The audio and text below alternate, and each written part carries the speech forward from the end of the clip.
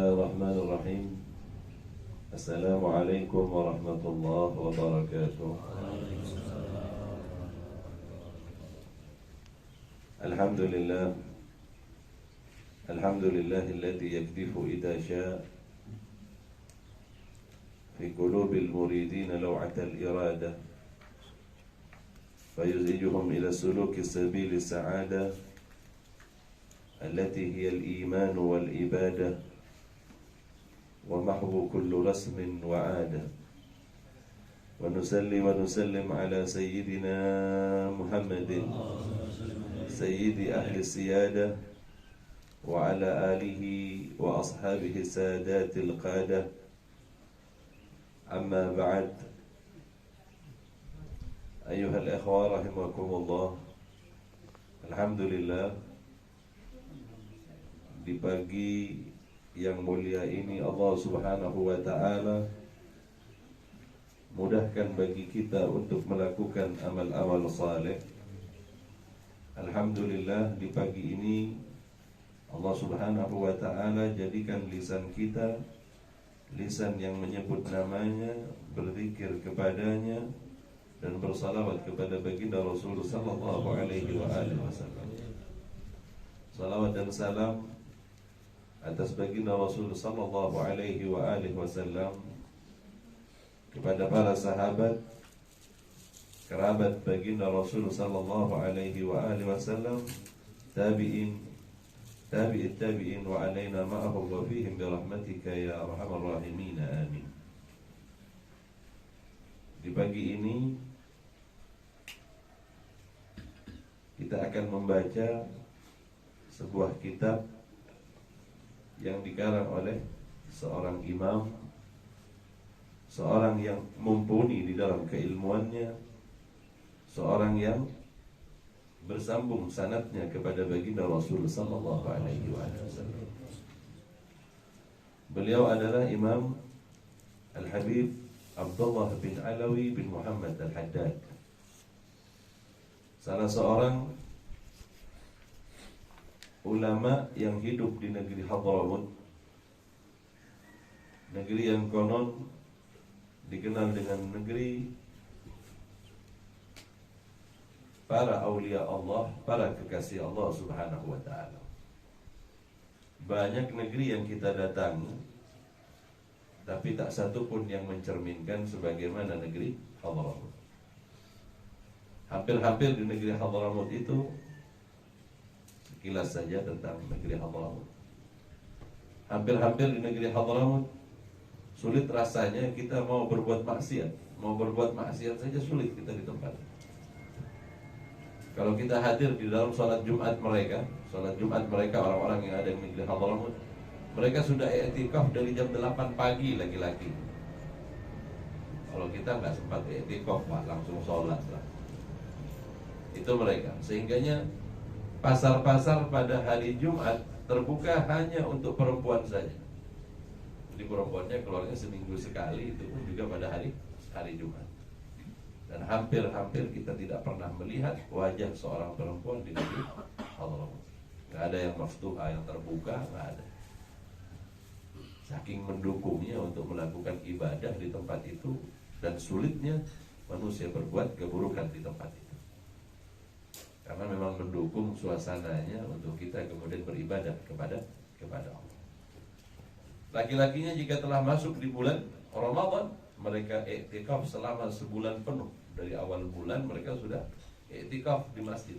Nggak pulang hanya kecuali menemui keluarganya sebentar, kembali lagi ke masjid. Bulan Ramadan betul-betul hidup di dalam bertakarrub kepada Allah Subhanahu wa ta'ala. Inilah negeri di mana Imamul Haddad, pengarang kitab ini, berasal. Dari masa kecilnya Allah Subhanahu wa ta'ala berikan banyak ujian kepada Imamul Haddad. Ini sekilas tentang muallif kitab, pengarang kitab. Imamul Haddad pada masa kecilnya banyak musibah yang menimpa kepadanya, yang menunjukkan bahwa sesungguhnya ujian-ujian tadi adalah awal dari pemberian Allah Subhanahu wa ta'ala kepadanya. Ketika lahir Imamul Haddad, ibunya kemudian memasangi kain. Jika seorang bayi baru lahir biasanya di bedong. Di bedong, di sini di bedong. Ketika di bedong itu ibunya nggak tahu kalau bedong tadi, kain bedong tadi itu terdapat kalajengking di dalam. Baru pertama beliau lahir. Menangis semalaman penuh Imamul Haddad, bayi Imamul Haddad ini. Ketika subuh, ketika dibuka terdapat 17 sengatan dari kalajengking tadi. Oh, itu kan kesalahan ibu, bukan ujian. Ujian itu segala sesuatu yang menimpa seseorang dari awal masa kecilnya hingga masa perkembangannya. Saya mulai kecil nggak pernah diuji begitu sama Allah. Memang nggak bakalan jadi orang besar. Karena di dalam riwayat kata baginda Rasul sallallahu alaihi wasallam ketika ditanya, "Man asyaddun nasi bala'an ya Rasulullah?" Kata salah seorang sahabat, "Ya Rasulullah, siapakah manusia yang paling berat ujiannya?" Asyaddun nasi bala'an al-anbiya. Kata baginda Rasul, para nabi. Beratnya ujian para nabi sehingga tidak akan dipikulkan kepada kita. Tidak akan pernah dipikulkan kepada kita. Gak bakalan kita dapat ujian para nabi. Umpamanya ujian Nabi Allah Ibrahim kepada kita, suruh nyembelih anak, gak bakalan. Karena itu ujian hanya untuk para nabi. Beratnya ujian para nabi. Kemudian siapa lagi kata baginda Rasul? Tsummal amthal. Kemudian orang-orang yang mirip dengan para nabi. Siapa mereka? Orang-orang yang di dalam hidupnya diuji oleh Allah Subhanahu wa ta'ala. Jadi kalau sepanjang umur kita gak pernah diuji, jangan-jangan kita musuhnya Allah. Alhamdulillah wa bihamdillah. Konon saking saktinya Fir'aun, apa yang dia omongkan terbukti. Fir'aun itu kalau ngomong terbukti. Apa yang dia katakan maka terjadi, gak begitu lama. Apa yang dikatakan Fir'aun besoknya kejadian. Sampai-sampai Fir'aun merasa, kenapa setiap yang aku katakan ini terjadi? Dia gak paham kalau dirinya sedang diangkat oleh Allah, yang kemudian semakin membuat dia lupa. Na'udzubillah waliyadzubillah. Istidraj namanya. Bahkan kalau Fir'aun lagi naik kapal kemudian berombak, maka dia tekan bagian kapalnya itu, berhentilah ombak karena omongan. Sepanjang umurnya gak pernah sakit.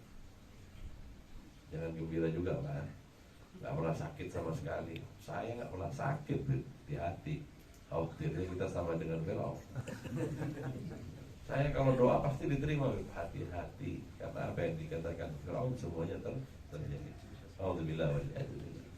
Jadi orang yang mirip dengan para nabi di dalam ujiannya, mereka yang memiliki kedudukan yang tinggi di sisi Allah Subhanahu wa ta'ala. Tak lama berselang, umur 4 tahun, datang kepadanya yang namanya penyakit judrah, atau yang dikenal dengan sebutan cacar. Cacar ini mengenai bagian mata dari beliau di masa kanak-kanak dan menyebabkan pandangan beliau ini tak berfungsi sebagaimana mestinya. Ditimpa dengan kebutaan Imamul Haddad pada masa umur 4 tahun. Umur 4 tahun sudah ditimpa musibah lagi. Satu orang di zamannya pernah hendak menguji, karena dengar sedikit-sedikit nama Imam Haddad disebut oleh orang-orang baik. Sedikit-sedikit Imam Haddad. Seperti siapa sih orang ini?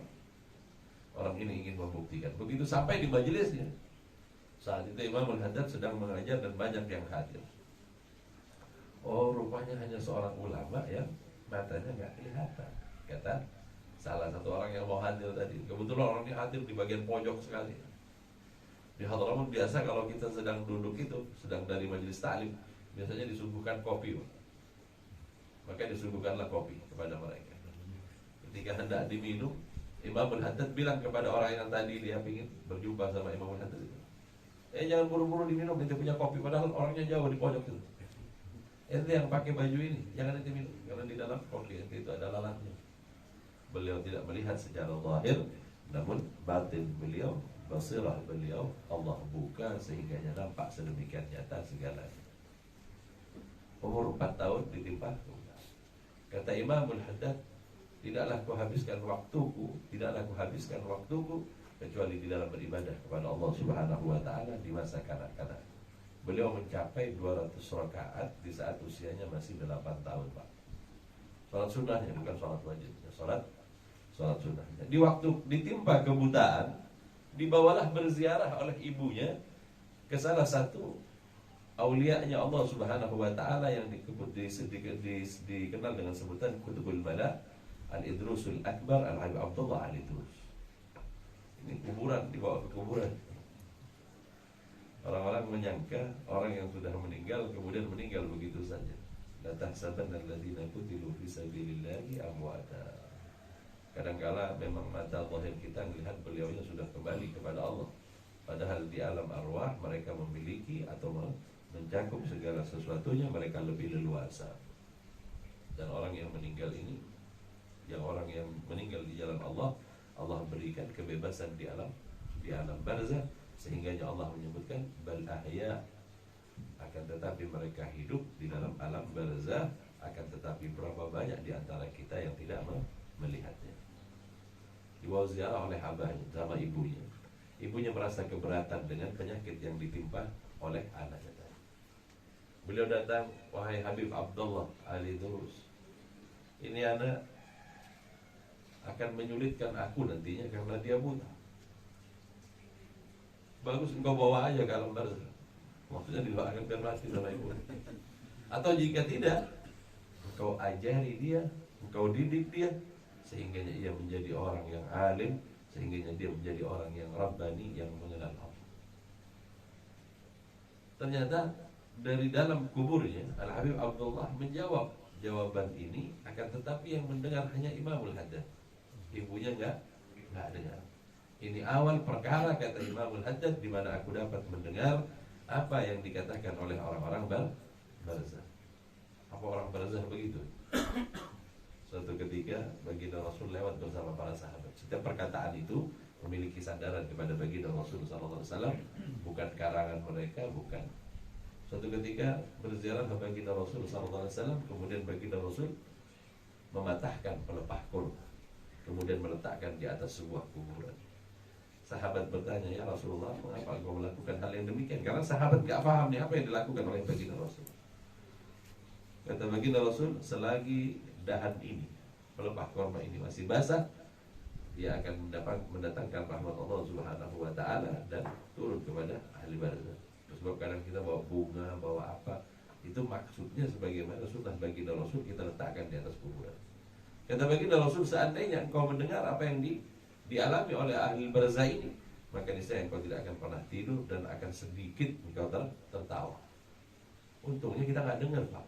Kalau kita sampai dengar apa yang dikatakan oleh orang barzah ini, kayaknya nggak tidur sampai sama saya. Seharian penuh nggak bakalan tidur. Nah, Rasulullah mendengar apa yang dikatakan itu, dan benarlah bahwa sesungguhnya mereka itu orang-orang yang memiliki kedudukan di sisi Allah.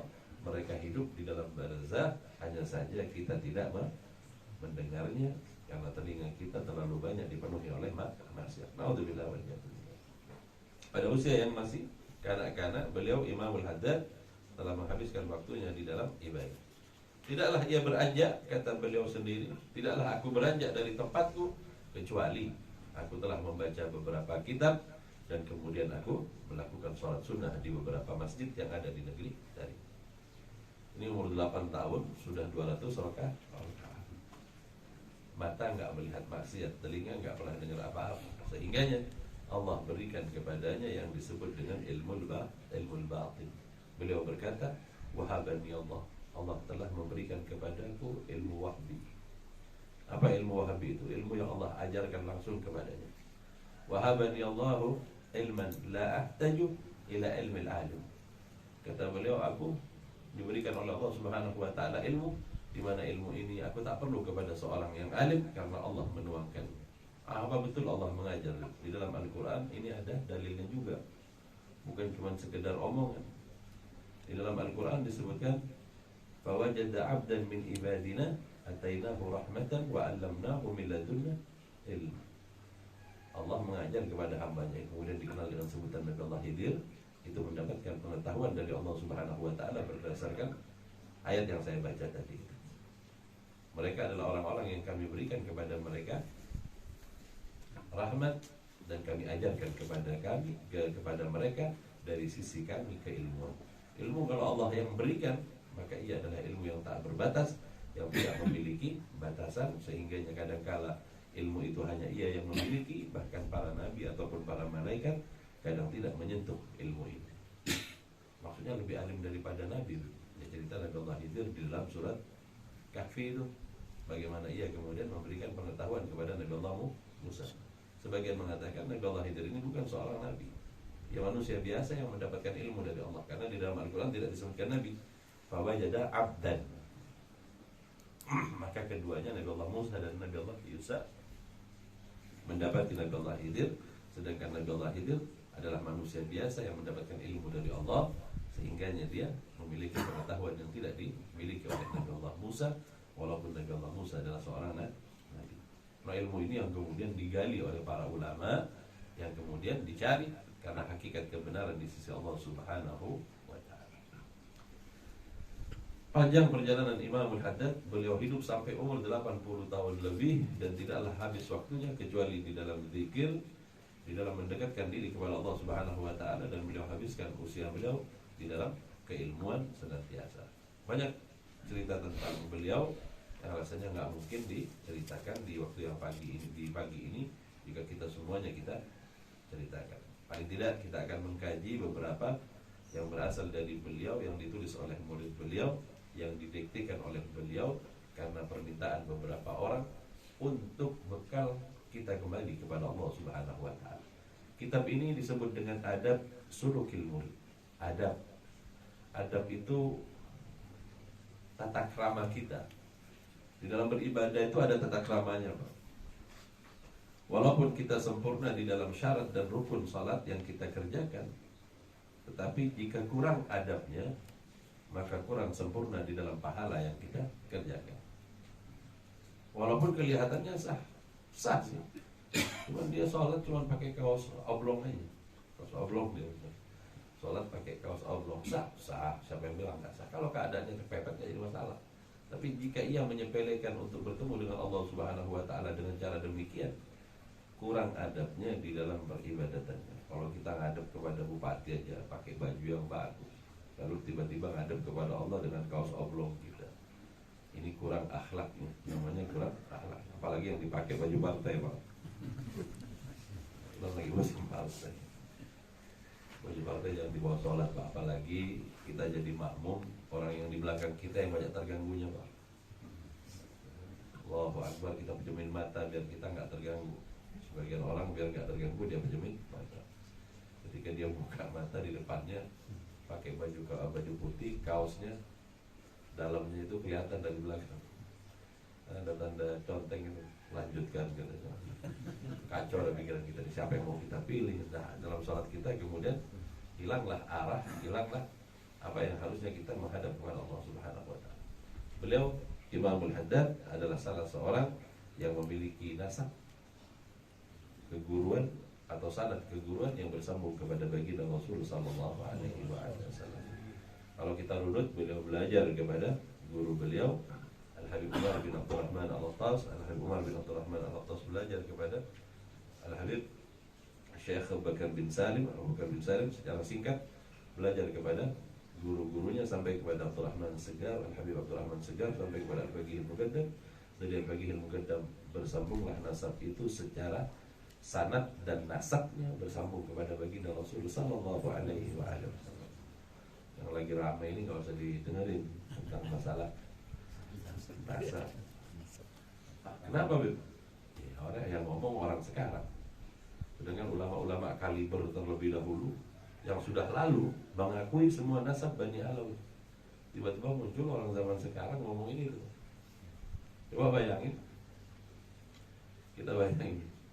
Ibnu Hajar Al-Asqalani mengatakan bahwa dzurriyyah baginda Rasul dari Ubaidillah bin Ahmad Al-Muhajir itu di zamannya sudah diakui.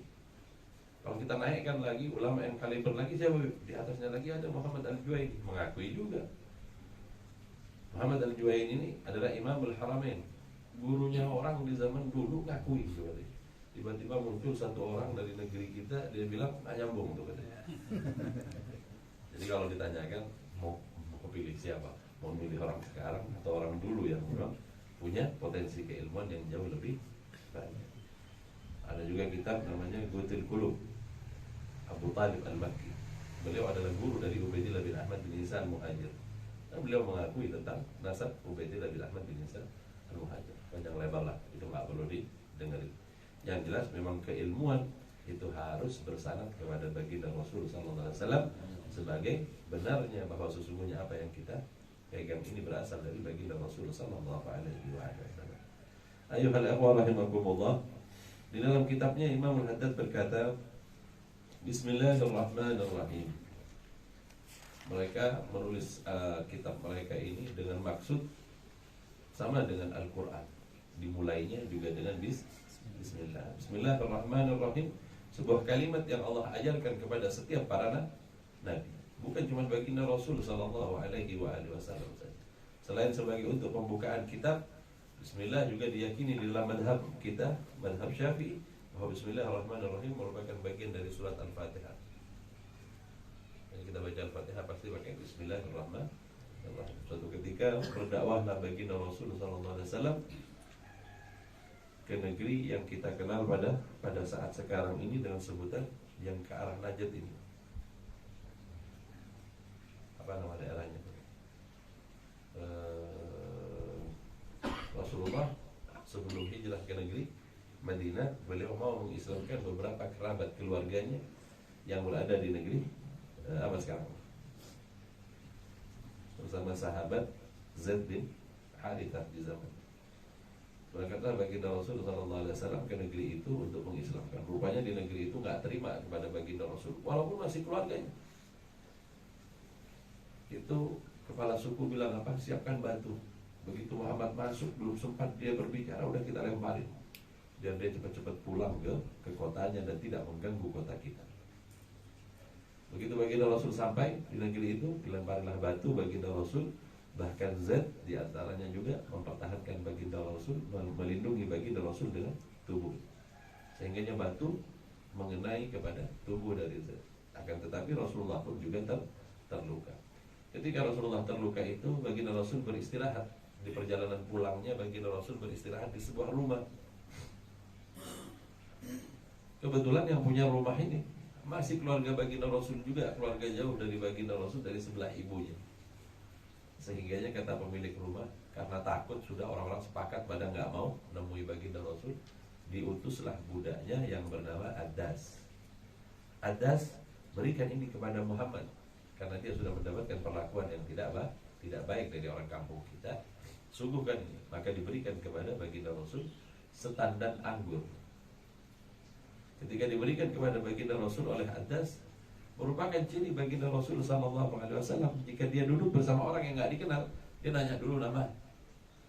Enggak kemudian berbetah-betah saling nggak nyapa, itu nggak, bukan akhlak baginda Rasul. Kan kadang kita duduk sama satu orang, betah betul kita, sama-sama nggak nyapa, sama-sama nggak ada yang mulai. Ini akhlak baginda Rasul. Jika duduk bersama orang yang tidak dikenal, baginda Rasul bertanya terlebih dahulu, siapakah engkau? Sebelum baginda Rasul ambil itu anggurnya, baginda Rasul bertanya, siapa namamu? Adas, kata dia. Dari mana asalmu? Dari Nainawa. Nainawa atau Nainawa. Nainawa. Dari sana, dari negeri itu, seorang keluargaku diutus oleh Allah Subhanahu wa ta'ala yang bernama Ayub, kata baginda Rasul SAW. Yang dari kota Nainawa itu dulu ada yang namanya Ayub yang diutus oleh Allah Subhanahu wa ta'ala, dan dia adalah seorang nabi. Adas terkejut. Bagaimana mungkin baginda Rasul tahu tentang sebuah negeri yang bernama Nainawa yang sudah berpuluh-puluh atau beratusan tahun sudah nggak pernah dikenal lagi. Nama itu sudah nggak pernah disebut. Tapi Adas tahu kalau negeri itu memang adalah negeri yang di mana dia berasal, dan Nabi Allah Ayub diutus dari tempat itu. Ketika baginda Rasul ambil buah tadi, anggur tadi, baginda Rasul ambil, Bismillahirrahmanirrahim. Menangislah Adas. Apa kata Adas? Tidaklah tersisa dari ajaran dari Nabi Allah Ayub kecuali jika kita hendak makan, hendaklah membaca Bismillahirrahmanirrahim. Sadarlah Adas bahwa orang yang ada di hadapannya adalah betul-betul seorang nabi. Yang bisa kita ambil dari cerita ini adalah tentang Bismillah yang merupakan ajaran Allah Subhanahu wa ta'ala kepada setiap para nabi untuk memulai segala sesuatu. Gunakanlah Bismillahirrahmanirrahim. Kullu amrin dibalin. Setiap amal itu nggak ada harganya kalau tidak dimulai dengan Bismillahirrahmanirrahim. Maka beliau Imam Al-Haddad memulai kitabnya dengan Bismillahirrahmanirrahim. Setelah itu kemudian Imam Haddad berkata, wala haula wala quwwata illa billahil aliyil azim. Ini kalimat penting yang harus kita pegang. Ketika kita diberikan oleh Allah mampu melakukan salat malam, ketika Allah Subhanahu wa taala mudahkan kita membaca Al-Qur'an, jangan pernah terbit di dalam hati kita bahwa itu adalah kemauan kita saja, tidak. Tetapi Allah sedang menginginkan agar kita menghadap kepadanya. Ini kalau kita nggak pakai la haula wala quwwata illa billah, seolah-olah kekuatannya dari kita, Allah tidak berikan keistiqomahan di dalam pelaksanaan itu kepada kita. Orang yang merasa sholat malamnya adalah karena dia mampu. Orang yang merasa bahwa ia mampu membaca Al-Quran di waktu sebelum subuh adalah merupakan keinginan dirinya. Alhamdulillah wa iyadzubillah, Allah akan cabut rasa itu sehingga nanti dia tidak akan pernah lagi istiqomah di dalam melakukan. Karena segala sesuatu Allah yang menggerakkan. Dan baca la haula wala quwwata illa billahil aliyyil azim. Kita bangun tidur juga, kadang kita nggak mampu untuk bangun dari gangguan syaitan. Tapi jika kita sadar, begitu bangun kita kemudian khawatir kita ngantuk lagi, baca la haula wala quwwata illa billah, segala sesuatu kemudian Allah mudahkan. Karena la haula wala quwwata illa billah ini juga Syekh Abdul Qadir Al-Jailani selamat dari gangguan syaitan. Maksudnya suatu ketika syaitan ini mengganggu Syekh Abdul Qadir Al-Jailani. Di waktu malam tiba-tiba tahu-tahu terang, menjadi terang, datang kepada Syekh Abdul Qadir Jailani dengan cahaya yang terang, lebih terang daripada matahari. Waktu malam tiba-tiba berubah menjadi terang benderang. Kemudian terdengarlah suara, wahai Abdul Qadir, sesungguhnya engkau adalah salah satu dari hamba-Ku yang mulia. Maka saat ini aku diperintah oleh Allah Subhanahu wa taala. Dalam riwayat yang lain dia mengaku Tuhan, mengaku Allah Subhanahu wa taala, dan mengatakan bahwa Syekh Abdul Qadir Jailani bebas dari melakukan salat. Syekh Abdul Qadir selalu bilang, siapakah aku sehingga jauh lebih mulia dari baginda Rasul, walaupun dia telah diutus, dia tidak pernah dibuat libur oleh Allah untuk melakukan salat. Walaupun baginda Rasul sudah mencapai derajat yang tinggi yang seperti itu, nggak libur juga salat. Sehingga Syekh Abdul Qadir Jailani tahu gangguan setan. Dianggap saya sudah sampai kepada tempat yang tinggi dan disamakan dengan baginda Rasul, sehingga saya boleh meninggalkan salat. Naudzubillah wa na'udzubillah. Di dalam riwayat yang lain cerita Syekh Abdul Qadir Jailani ini didatangin oleh malaikat Jibril yang sebenarnya syaitan yang menyamar. Kita jangan sembarangan datangin malaikat udah ngaku aulia udah gitu. Ini datangin ke sama malaikat. Begitu malaikat datang, dia menyerupai malaikat Jibril alaihissalam. Wahai Abdul Qadir, aku diutus oleh Allah untuk mengajakmu ke tempat di mana Muhammad telah sampai di tempat itu. Maksudnya perjalanan langit. Kata Syekh Abdul Qadir Jailani, siapakah aku sehingga aku harus diberikan sesuatu yang sama seperti Allah berikan kepada baginda Rasulullah SAW. Aku Abdul Qadir, bukan Muhammad bin Abdullah sallallahu alaihi wasallam yang memiliki kedudukan yang tinggi. Tidak, wahai Abdul Qadir, ini karena Allah Subhanahu wa taala berikan kepadamu keistimewaan. Tetap Syekh Abdul Qadir Jailani tidak merasa bahwa itu berasal dari dirinya. Karena selamat, maka setan kemudian merubah diri menjadi wujud asli. Untung engkau punya ilmu, wahai Abdul Qadir. Jika tidak, sesat engkau ini. Syekh Abdul Qadir pun berkata apa? La haula wala quwwata illa billah. Segala sesuatunya bukan diperoleh oleh manusia karena ilmunya, akan tetapi karena pertolongan Allah Subhanahu wa taala. Kalimat la haula inilah yang kemudian menyelamatkan Syekh Abdul Qadir Jailani dari gangguan setan. Jadi nggak ada yang ceritanya dapatnya kita sendiri, Pak. Nggak ada yang ceritanya dapatnya kita sendiri. Kalau dirunut, kalau kita hitung-hitung, saya bisa salat subuh ini karena memang saya lagi fresh. Yang ngasih fresh itu siapa? Yang ngasih kita kesehatan itu siapa? Yang membangunkan kita itu siapa? Yang memberikan kita sehat siapa? Yang memberikan kita segala sesuatunya hanya Allah. Maka peribadatan ini adalah dari Allah dan untuk Allah kita mempersembahkannya. Itu sebab la haula wala quwwata illa billahil aliyyil azim. Kemudian setelah itu Imam Al-Haddad mengatakan apa? Alhamdulillahilladzi yakdifu idza syaa. Alhamdulillah, segala puji bagi Allah, zat yang yakdifu idza syaa. Allah melemparkan jika Allah menginginkan. Kadang-kala Allah melemparkan sebuah rasa kepada kita. tiba-tiba ingin sholat. Kalau Allah melemparkan rasa itu, cepatlah disambut. Jangan diundur-undur, berubah kita. Jangan kasih waktu. Orang mau sedekah aja bisa berubah, Pak. Hari ini saya mau sedekah 1 juta. Keluar dari majelis, mobil 1 juta. Itu harus cepat-cepat dia keluar. Kalau enggak, pulang ke rumah berubah. Jangan pulang ke rumah, keluar dari majelis sudah berubah. Kebanyakan kayaknya kalau 1 juta, mungkin 500 saja. Begitu sampai di rumah, istri juga punya kebutuhan, gak jadi kita keluarin, Pak. Naudzubillah wal iyadzubillah. Nah, Allah lemparkan keinginan ini. Allah lemparkan keinginan untuk melakukan kebaikan kepada kita. Ketika Allah melemparkan itu, alladzi yaktifu idza sya' fi qulubil muridina law atal iradah, keinginan untuk melakukan segala sesuatu yang kita inginkan. Maka jika engkau diberikan hal itu oleh Allah, cepat-cepat laksanakan. Jika engkau menyambutnya, jika senantiasa engkau menerima apa yang diberikan oleh Allah dari segala sesuatu itu, maka ketahuilah, setiap saat engkau akan dibimbing oleh Allah Subhanahu wa Ta'ala. Jika itu didengarkan terus, ingat, pasti ke arah kebaikan, Pak, bukan kepada arah yang enggak baik. Tiba-tiba datang keinginan ingin salat duha, berdiri dan lakukan salat duha. Ambil wudu, cepat-cepat lakukan. Karena apa? Itu panggilan Allah sebenarnya. Lau atal iradah.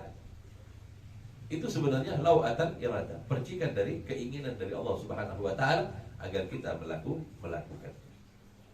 Nah, ini datang. Kalau ini kita sia-siakan, pertama Allah lemparkan kepada kita, kemudian kita sia-siakan. Datang keinginan mau sholat, nanti ajalah. Datang keinginan mau baca Al-Quran, nanti sajalah. Nanti sajalah. Lambat laun panggilan ini tidak akan pernah datang lagi kepada kita.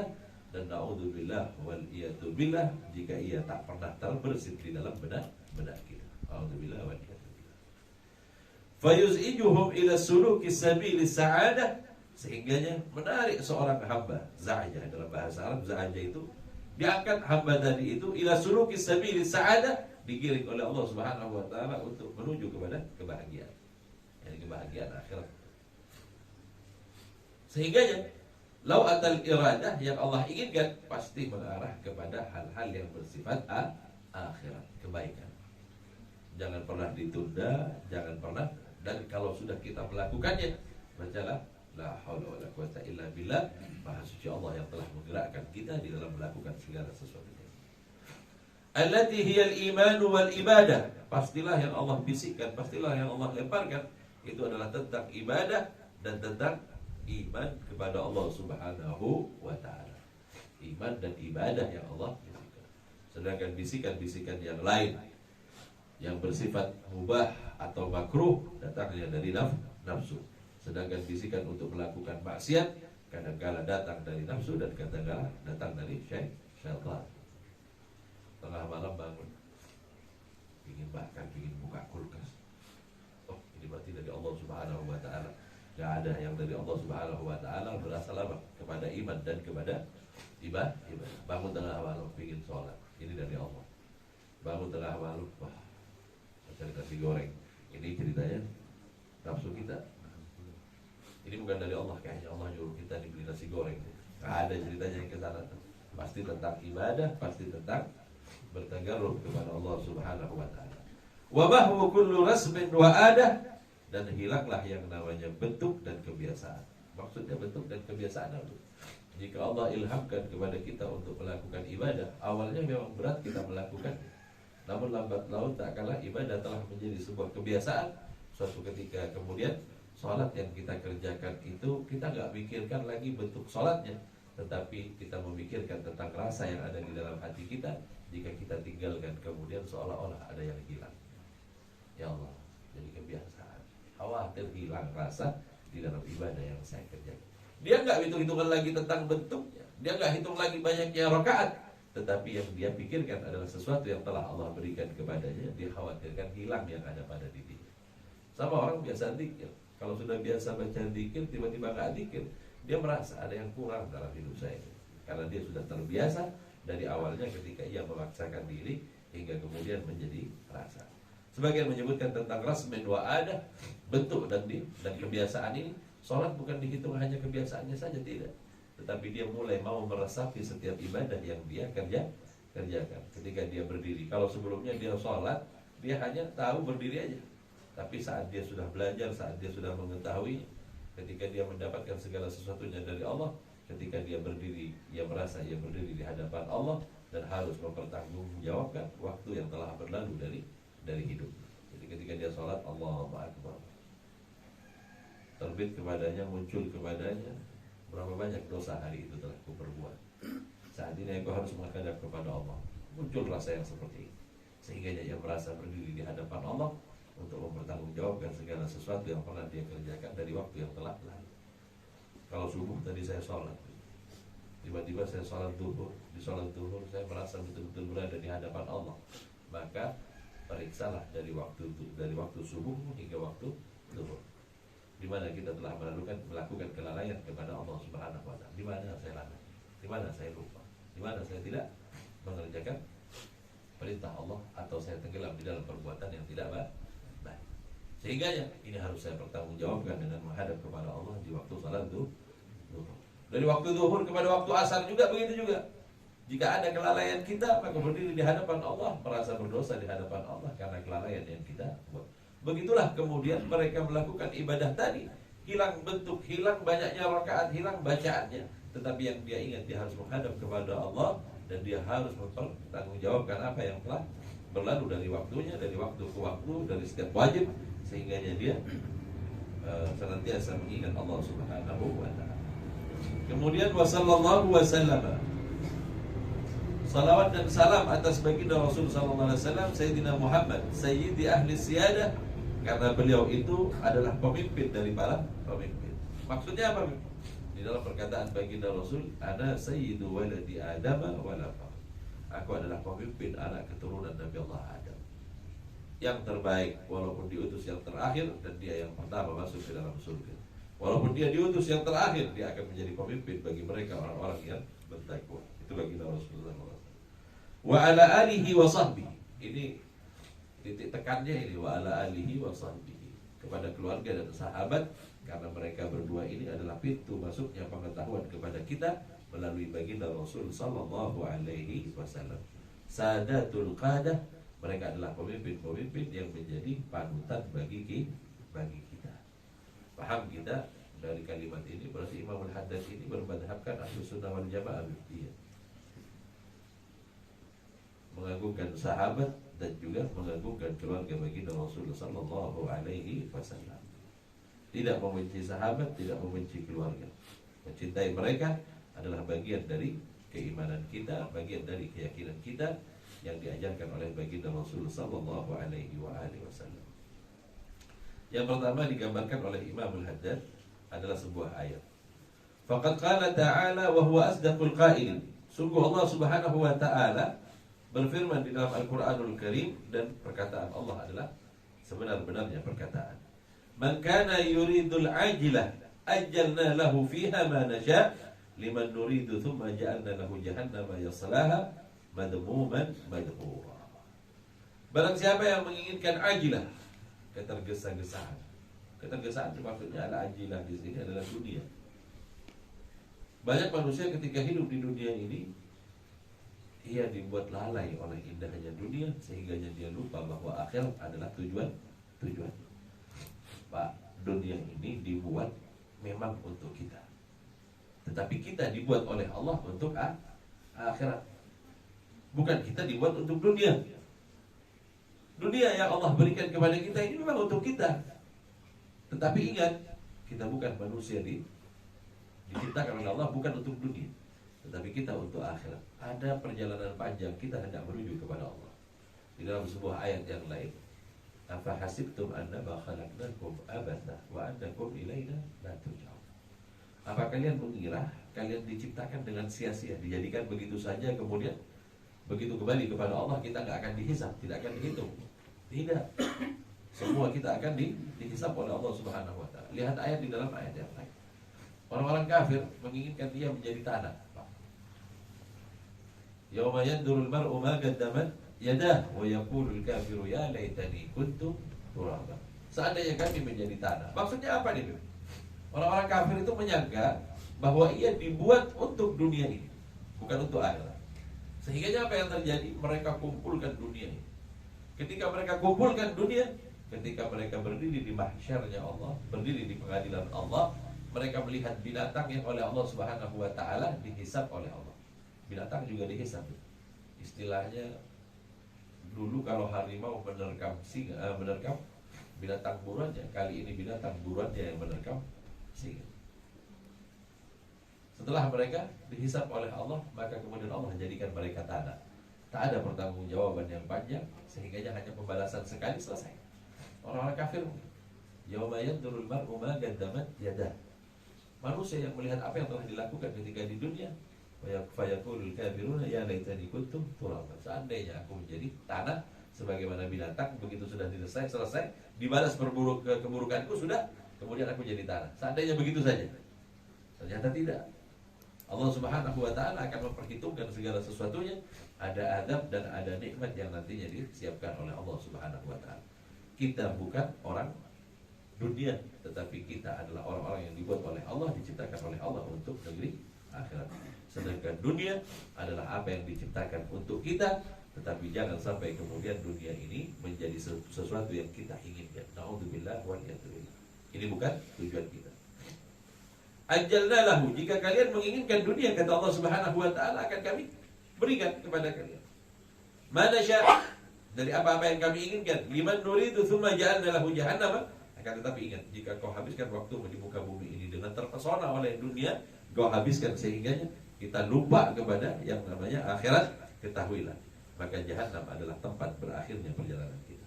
Jahannam adalah tempat berakhir dari perjalanan kita. Allah ancam kita begitu. Tetapi kemudian setelah disebutkan bahwa jahannam adalah tempat berakhirnya, sehingganya kita dihinakan oleh Allah Subhanahu wa taala, kemudian Allah Subhanahu wa taala, "Wa man aradal akhir." Akan tetapi di antara manusia ada yang menginginkan akhirat dan tahu bahwa negeri akhirat adalah negeri yang kekal. Wasa'alaha. Di sini kalimatnya wasa'alaha. Ada orang yang menginginkan akhirat tapi dia nggak jalan, tidak menuju ke sana. Bagaimana kira-kira orang yang seperti ini? Orang yang tahu bahwa negeri akhirat itu harus adanya salat. Sudahlah, nanti saya pasti masuk surga. Pasti memang masuk surganya itu pasti. Semua umat baginda Rasul masuk surga. Tetapi jika ia tidak wasa'alaha, jika ia tidak menjalankan perintah Allah, maka bukan surga langsung yang ditempati. Diadab dulu oleh Allah, baru kemudian dimasukkan ke dalam surga. Karena ada hadis, kata kita lah, ada hadis yang menyebutkan man qala la ilaha illallah dakhala al-jannah. Orang baca la ilaha illallah masuk surga udah. Ini hadis dibawa oleh Abu Hurairah. Sayyidina Abu Hurairah suatu ketika kumpulkan para sahabat banyak. Aku mendengar baginda Rasul sallallahu alaihi wasallam berkata, man qala la ilaha illallah dakhala al-jannah. Mudah nih kan? Baca la ilaha illallah masuk surga. Sudah. Enggak ada persyaratan yang lain, enggak ada nih. Hanya itu saja. Sayyidina Umar yang dengar. Ente dengar dari siapa tuh hadis? Kata Sayyidina Umar, ini nyampaikan jangan sembarangan. Ya Sayyidina Umar, aku mendapatkannya dari baginda Rasul. Maka datanglah Sayyidina Umar kepada baginda Rasul dan mempertanyakan tentang perkataan baginda Rasul tadi. Benar wahai Umar, aku yang menyampaikannya kepada Abu Hurairah. Ya Rasulullah, jika ini yang disampaikan ya Rasulullah, dia orang berhenti sholat, dia orang bahkan berhenti melakukan segala sesuatu yang sudah kita jalankan bersama akan terhenti ya Rasulullah. Seandainya tidak dengan mudah untuk disampaikan, mungkin manusia tidak akan malas melakukan ibadah ya Rasulullah. Maka begitu Rasul berkata, tahanlah engkau wahai Abu Hurairah untuk tidak menyampaikannya. Tetapi ketika Abu Hurairah hendak wafat, dia berkata, sungguh aku meriwayatkan dari baginda Rasul yang aku khawatir jika aku sampaikan nanti kalian meninggalkan peribadatan kepada Allah. Apa itu wahai Abu Hurairah? Man qala la ilaha illallah dakhala al-jannah. Barang siapa yang baca la ilaha illallah masuk. Berarti orang yang baca masuk.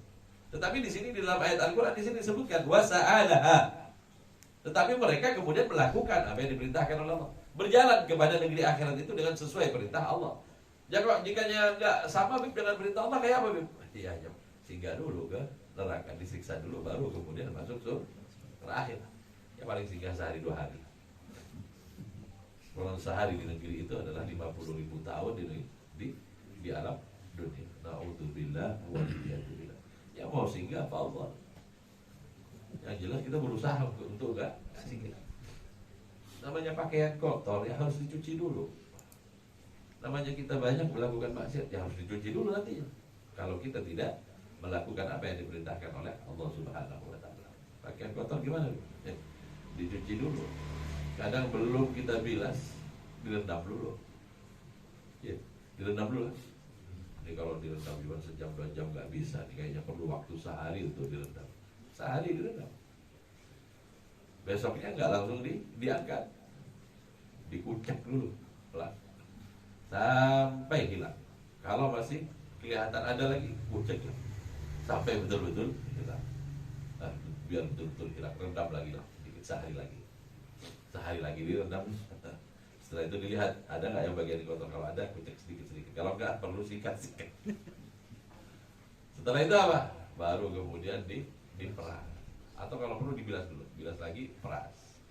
Setelah diperas, langsung masuk, jemur dulu. Sebelum masuk ke dalam lemari juga nggak langsung begitu. Kadang ditumpuk dulu, nunggu antrian yang mau disetrika, nunggu panjang, baru kemudian disetrika. Setelah disetrika, dilipat lagi, baru dimasukkan. Nah, kalau mau melakukan proses yang seperti ini, alhamdulillah waliyadzubillah, kita berharap kemudian kepada Allah Subhanahu wa taala, nggak pernah melihat yang namanya neraka. Saya ingin tahu neraka, sudahlah, jangan berharap lah. Alhamdulillah waliyadzubillah. Di sini disebutkan di dalam ayat ini, wasa'alaha, dan ia melakukan apa yang diperintahkan oleh Allah. Wa huwa mu'minun, dia adalah orang mukmin. Faulaika kana sa'yuhum mashkurah, perbuatan-perbuatan mereka diterima oleh Allah Subhanahu wa taala. Jadi hidup di dunia ini, gangguan kita tak kalah hendak kembali kepada Allah paling banyak adalah tentang dunia. Gangguannya adalah dunia. Dunia ini apa saja, Bib? Ya banyak lah. Kadang-kadang gangguan kita finansial, keuangan kita. Kadang-kadang gangguan kita jabatan kita. Kadang-kadang gangguan kita adalah keluarga kita, tetangga kita. Semuanya menjadi bahan ujian dan kita harus diuji oleh Allah Subhanahu wa taala. Dalam Al-Qur'an, "Walladzi khalaqal mauta wal hayata liyabluwakum." Untuk menguji ayyukum ahsanu amala. Siapa yang paling baik amalnya? Harus diuji oleh Allah Subhanahu wa taala. Kalau nggak diuji, manusia hingganya tahu harganya dunia ini adalah hanya tempat permasalahan saja. Ada mereka orang yang diuji oleh istrinya, ada mereka orang yang diuji oleh suaminya, ada mereka orang yang diuji oleh anaknya. Dalam Al-Quran begitu jelas. Tetapi yang diminta adalah kesabaran kita saat mendapatkan ujian dari Allah. Gak ada ceritanya kalau sudah istri akhlaknya nggak bagus, Beb, istri saya ini, Beb. Gimana, Beb? Ganti, Beb. Ganti apa dalam Al-Quran? Gak ada perintah untuk mengganti. Yang diminta adalah untuk bersabar. Fasta'inu bisabri wassalam. Bersabarlah kepada Allah dengan kesabaran. Memintalah pertolongan kepada Allah dengan kesabaran dan salat. Gak sedikit di antara kita para nabi diuji oleh buruknya akhlak, buruknya perangai istri. Nabi Allah Nuh, Nabi Allah Lut, yang kemudian keduanya diuji oleh istri-istri mereka yang berperangai buruk. Seandainya istri berperangai buruk kemudian boleh diceraikan, niscaya Allah nyuruh istri-istri mereka sudah diceraikan oleh dulu. Tetapi karena hidup ini adalah ujian dan yang diminta kepada kita adalah kesabaran, maka bersabarnya kita adalah bentuk ridhonya kita kepada apa yang telah Allah tentukan. Kalau saya nggak mampu, apalagi dengan teman saya bilang punya bini begitu masih jadi pelihara, buang udah. Ini bukan tentang itu, ini tentang apa? Tentang bersabarnya kita di dalam menjalani ujian ini. Jangan berharap kemudian kita lari dari ini. Jika kita lari dari ini dengan kemudian mengambil jalan dengan cara pendek, dengan sudah ceraikan saja daripada mengganggu ibadah. Sejak kapan mengganggu ibadah? Memang ini untuk ujian. Gak ada ceritanya itu yang kemudian mengganggu ibadah kita. Ya tetap saja kita harus tetap ibadah juga. Nah itu sebab apa? Nilai ujiannya di sini. Ini yang dimaksudkan. Belum lagi ujian finansial, belum lagi ujian ini, ujian banyaknya permasalahan di dunia ini. Makanya kalau sudah tahu dunia ini tempat permasalahan, kenapa kita menginginkan keabadian di bumi? Jika kau ingin tahu harganya dunia, adalah saat permasalahan datang kepada kita. Kalau ada tempat lari-lari saya, mau lari kemana? Mungkin kita tawanan Allah memang di muka bumi. Mau cari planet lain kan? Mau lari kemana kira-kira? selagi kita masih ada di muka bumi ini tempatnya ujian. Jika engkau tahu harga ujian itu, maka niscaya engkau akan berkata apa? Memang dunia adalah tempat bagi sesuatu yang tidak pasti. Gak ada kepastian di dunia. Yang pasti adalah mati. Tapi bukan kemudian putus asa juga. Banyaknya ujian yang menimpa nih, kayaknya mati jauh lebih baik. Tunggu dulu. Ada orang putus asa waktu diuji, ada orang yang, nah ini kalau diuji oleh Allah Subhanahu Wa Taala, manusia macam-macam, Pak. Ketika diuji oleh Allah, manusia ada 4 bagian. Ada mereka yang putus asa kemudian mengambil jalan pendek. Apa yang ditempuhnya? Bunuh diri. Merasa musibahnya udah paling besar. Nggak ada musibah paling besar para nabi, Pak. Kita nggak bakalan diuji dengan ujian yang sama dengan para nabi. Sehingga ya ketahuilah, jika engkau diuji oleh Allah, ketahuilah ujianmu itu adalah ujian kecil di antara ujian-ujian yang Allah berikan kepada para nabi. Berarti ada manusia sebelum kita yang diuji lebih berat. Banyak, Pak. Lebih susah dari kita, banyak. Kemudian yang kedua apa? Orang yang bila diuji oleh Allah, dia bersabar. Tapi sabarnya tadi masih ngomong-ngomong sama orang. Maksudnya, saya diuji sama Allah 20 tahun, saya punya penyakit gak sembuh-sembuh. Tapi cerita sama orang. Maksudnya cerita sama orang apa? Kita tahu pasti, kalau kita cerita sama orang gak bakalan sembuh juga penyakit kita. Kalau kita punya masalah, kita punya permasalahan, kemudian cerita kepada orang, gak bakalan selesai juga. Anda percaya, coba datang sama teman kita kemudian bilang, saya ada musibah. Apa? Punya hutang 200 juta. Siapa yang mau bayarin? Gak bakalan dibayarin juga. Paling dia bilang apa? Sabar ya. Ada nasihat paling enak yang nyuruh sabar sama orang. Kalau kita yang kena, baru kita tahu bahwa nasihat paling gampang itu adalah sabar. Nyuruh orang sabar. Kalau kita kena sendiri, luar biasa. Jadi apa maksudnya? Ada orang yang diuji oleh Allah, tetapi dia masih cerita sama orang. Lalu bagaimana sepantasnya kita? Kita tidak bercerita kecuali hanya kepada Allah. Karena kita tahu bahwa Allah lah yang memberi kita cobaan. Dia juga yang akan menyelesaikan segala macam cobaan. Di dalam Al-Quran digambarkan, inna ma'al usri yusra. Setiap kesulitan pasti kemudian setelahnya ada kebaikan. Sehat berpuluh-puluh tahun, kena sakit sekali, ya Allah, kayak orang gimana? Jadi lupa aja masa sehatnya itu. Kasih sakit 2 minggu aja sudah luar biasa. Keluh kesahnya luar biasa. Jadi waktu 2 tahun kemarin yang waktu sehat itu kemana itu? Kenapa nggak hitung-hitungan seperti itu juga? Nah, tahulah kita bahwa hidup itu ujian. Ada lagi orang-orang yang diuji oleh Allah yang terakhir. Tadi ada yang bunuh diri, ada yang masih cerita kepada orang, ada yang cerita kepada Allah, yang hanya bercerita kepada Allah. Yang terakhir adalah ketika mendapatkan ujian, orang tadi bersyukur kepada Allah. Ini para nabi, Pak. Adakah di antara kita kalau diuji kemudian sujud syukur? Alhamdulillah dapat ujian lagi, Bim. Paling kalau dengar istri mati, sujud syukur kita itu mau ganti bini lagi, Pak. Kalau itu bukan yang itu yang saya maksud, Pak. Diuji oleh Allah Subhanahu Wa Taala dengan ujian yang berat, akan tetapi dia bersyukur kepada Allah karena dia tahu setiap ujian adalah untuk mengangkat kedudukannya di sisi Allah, sebagaimana seorang anak yang sekolah. Kalau anak sekolah nggak mau ujian, kira-kira gimana? Pak, saya mau sekolah, Pak, tapi kalau ujian nggak mau saya, Pak. Kapan mau naiknya? Nggak pernah naik kan? Udah biar udah kelas 5 terus nggak apa-apa, nggak naik. Mau sampai kapan di kelas 5 itu? Kenapa kita? Ini bentuk Allah Subhanahu Wa Taala memberi ujian agar engkau senantiasa naik derajat kita kepada Allah Subhanahu Wa Taala. Dunia adalah bagian dari gangguan, dunia adalah bagian dari musibah, dunia adalah bagian dari masalah yang akan mengganggu kita tak kala kita kembali kepada Allah. Ujian inilah yang nantinya dibicarakan oleh Imam Haddad tentang kelemahan dunia dan sifat-sifat buruk dunia yang sehingganya membuat kita lalai dari akhirat.